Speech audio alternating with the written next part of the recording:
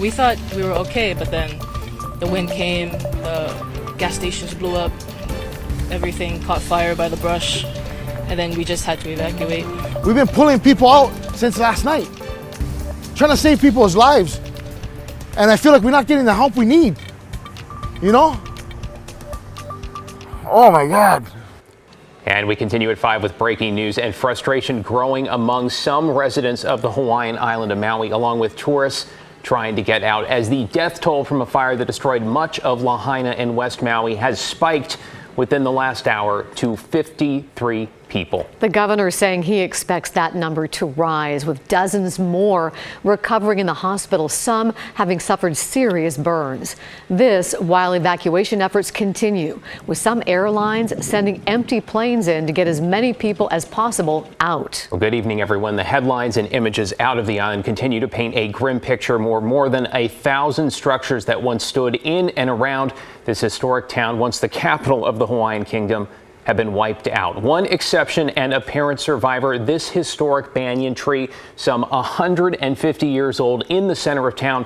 Now, many of its limbs are scarred, but it is still standing, perhaps a symbol of the resilience to come. And amidst the growing destruction, more help is now on the way after President Biden approved a national disaster declaration for the state.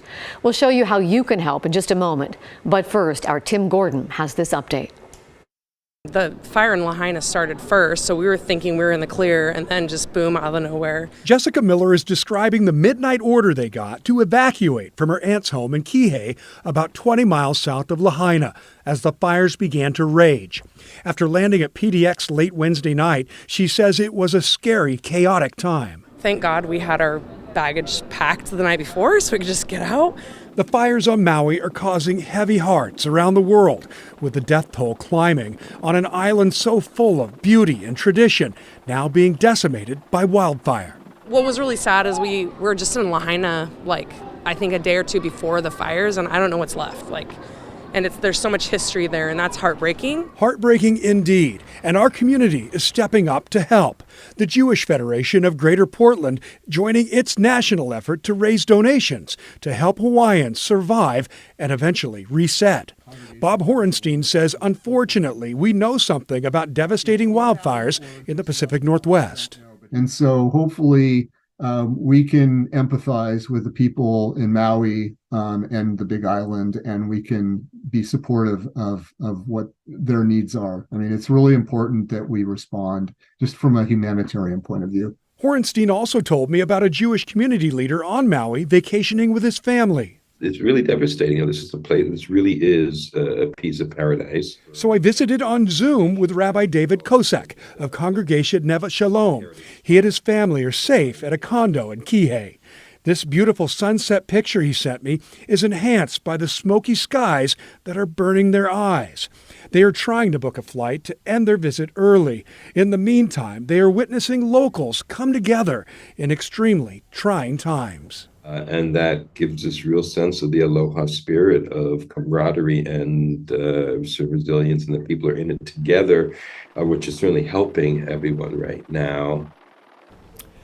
And the rabbi was able to do some good himself, reaching out directly to a synagogue on Maui, and within 15 minutes had some aid from here heading their way to help the entire community.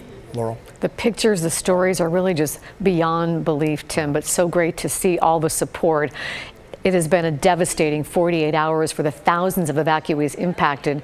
Those who aren't in shelters on Maui have been taken to Oahu to stay at the Hawaii Convention Center in Honolulu or seek their own accommodations. Despite what happened, visitors and residents are grateful, as you've been hearing, for all the support that's continuing to come through. Yeah, it's like a really beautiful outpouring of love right now.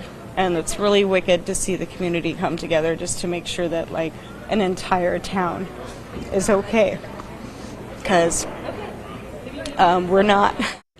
Those shelters, of course, are still in need of everyday supplies. So to help, KGW is partnering with the American Red Cross on Pacific Northwest donations to help people affected by the wildfires. You can text the word FIRE to 503-226-5088, and we will send you a link with ways that you can help.